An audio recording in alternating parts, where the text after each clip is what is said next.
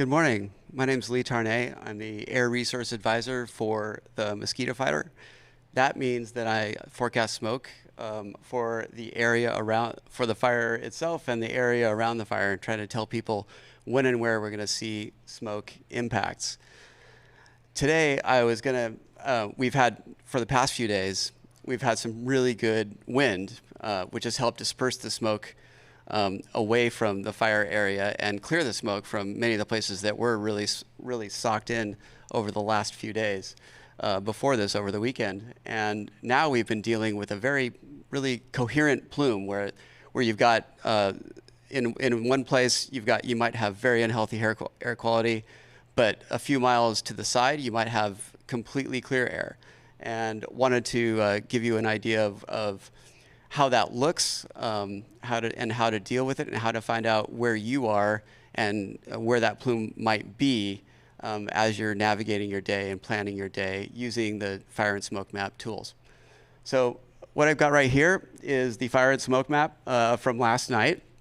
And as you can see, we have a lot of good air quality all around the fire, all the way on the west side and on the south side.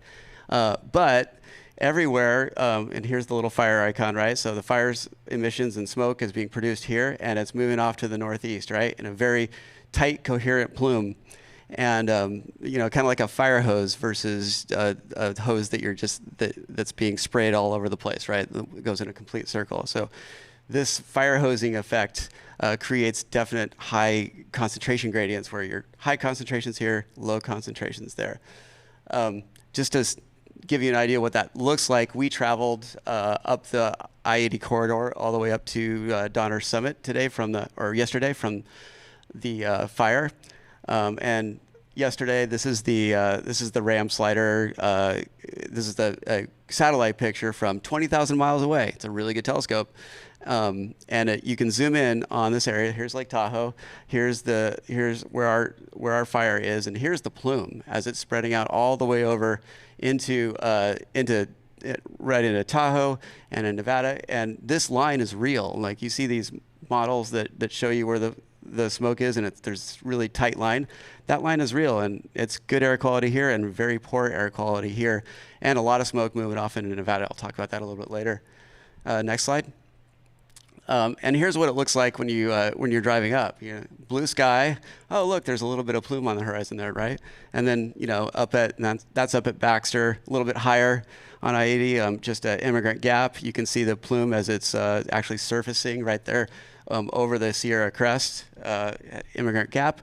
And then you're up at Norton at the Sugar Bowl exit, and you're all of a sudden you've got red sun looking back west. And you're in the very unhealthy range. And we verified this with actual instruments in our car. Next slide.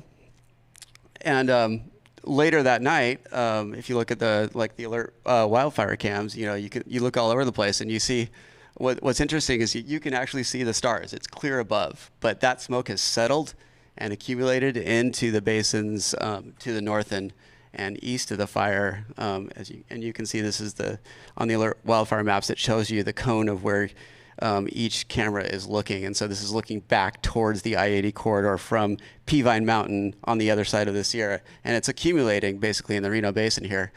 And it's fairly clear above, right? Next slide. So really what's going on there is that in the next day or two, we're going to have weakening winds. We've had pretty strong winds. They've created these coherent plumes. Those plumes are going to be less coherent, and there's going to be more accumulation wherever the smoke lands, both here on the west side in the foothills and on the east side along the east side of the Sierra Nevada, all the way probably down to Lee Vining, it looks like. And here's the model run. Here's the source of your emissions right here at our fire. And you can see there's this plume curving down all the way almost to Lee Vining tomorrow night. So that of course assumes the same smoke production, and I'm not assuming that yet. What we do as smoke forecasters is we roll with whatever dynamics seem to appear with the fire from day to day and make sure that's included in our forecast. But there's less wind to blow the smoke away right now. The plumes aren't going to be as coherent. There's more smoke accumulation. So that's kind of a wild card in how you plan your day. And there's a day or two of these impacts over on the east side, even further down the Sierra. So I just wanted to give everybody a heads up about that. And then let's go to the live fire and smoke map. I'm going to show you a little bit about how to dig in and see where you are actually as these plumes are fire hosing around and creating good air quality in some places and not so good air quality elsewhere. So yeah, so let's so this is the live smoke map, I believe. So let's click on one of these little squares. These little squares here, these are purple air sensors.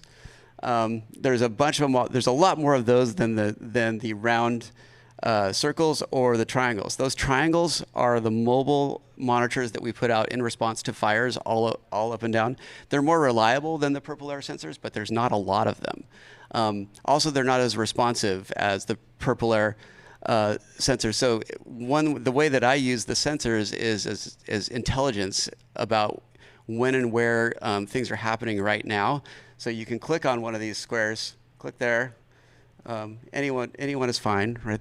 And you can go to history, and you can see there's actually a trend here. That trend will either be up or down, and sometimes when you're about to be hit by a plume, that trend will be starting to go up. There'll be a little arrow up there. But click on that history, this little blue history button there, and then and you can get the latest data here, right there at the 10-minute tab, and you can see if things are going up. Look.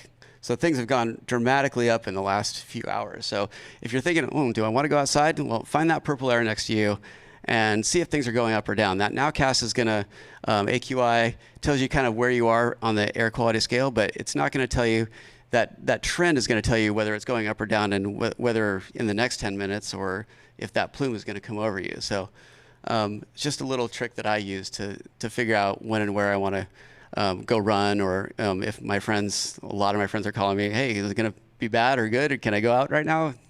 So just something to help you get through your day. That's about it. Thank you.